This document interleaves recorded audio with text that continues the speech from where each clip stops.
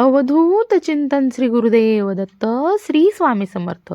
स्वामी भक्तांनो, आज आपण एका अशा विषयावरती बोलणार आहोत जो केवळ ग्रंथ वाचनापुरता मर्यादित नाही, तर जो आपल्या संपूर्ण जीवनाला दिशा देतो.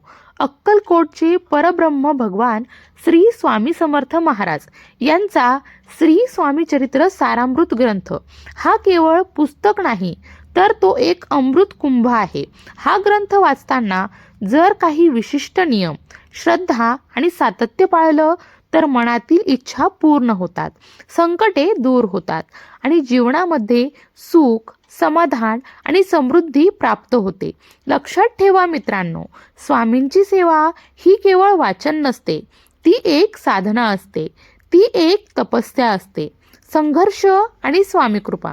श्री स्वामी समर्थ, जर तुमच्या आयुष्यामध्ये संघर्ष जास्त असेल, अडचणी या संपत नसतील, तर स्वतःला दुर्बल समजू नका. उलट स्वतःला खूप नशीबवान समजा.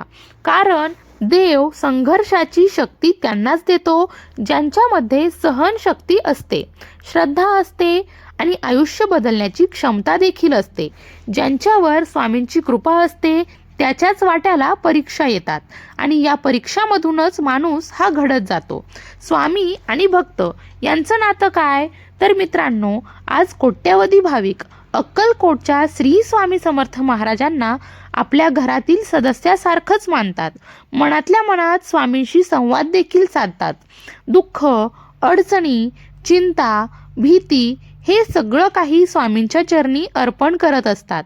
स्वामी पाहून घेतील या एका विश्वासावर आपलं संपूर्ण आयुष्य सोपवून देत असतात.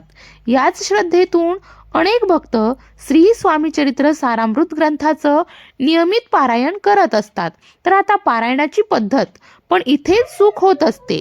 काही भक्त रोज 3 अध्याय वाचतात, काही भक्त रोज 7 अध्याय वाचतात, तर काही भक्त संपूर्ण ग्रंथाचं एका दिवसामध्ये पारायण करत असतात. पण मित्रांनो, इथेच अनेक जण चुकत असतात. कारण सेवा किती केली यापेक्षा सेवा कशी केली हे स्वामी महाराज पाहत असतात.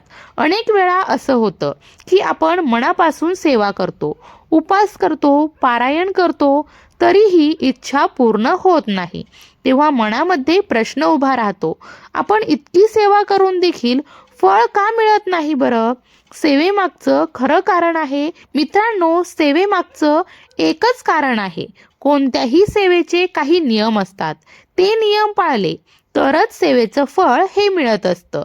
श्री स्वामी चरित्र सारामृताचं पारायण ही स्वामींची सर्वात श्रेष्ठ अशी सेवा आहे. पण लक्षात ठेवा, ही सेवा करताना देखील काही अत्यंत महत्त्वाचे नियम आहेत. आज आपण ते नियम शांतपणे, सविस्तरपणे समजून घेणार आहोत. संकल्पयुक्त सेवा आणि नियम. स्वामी समर्थ हे पूर्ण ब्रह्म आहेत, अनंत कोटी ब्रह्मांडाचे नायक आहेत. ते सर्वसाक्षी, सर्वज्ञ, सर्वेश्वर आहेत.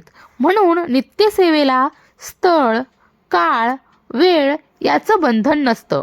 कुठेही, कधीही मनापासून केलेली सेवा स्वामी महाराज स्वीकारत असतात. पण मित्रांनो, जर तुम्ही संकल्प करून सेवा करत असाल, एखादी ठराविक इच्छा मनामध्ये धरून पारायण जर करत असाल, तर काही नियम कटाक्षाने पाळायलाच हवेत. पारायणाची रचना. या ग्रंथामध्ये एकूण 21 अध्याय आहेत. रोज 3 अध्याय वाचले 7 दिवसांमध्ये एक पारायण होतं. रोज 7 अध्याय वाचले तर 3 दिवसांमध्ये एक पारायण होतं. आणि रोज 1 अध्याय वाचला तर 21 दिवसांमध्ये एक पारायण होतं. आणि एका दिवसामध्ये 21 अध्याय जर तुम्ही वाचले तर 1 दिवसीय पारायण हे पूर्ण होतं. इच्छापूर्तीसाठी अशा प्रकारे 7 पारायणं पूर्ण करायची असतात. जप आणि मंत्र. संकल्पयुक्त सेवेमध्ये दररोज किमान 1 माळ श्री स्वामी समर्थ या षडाक्षरी मंत्राचा जप हा अत्यंत आवश्यक आहे.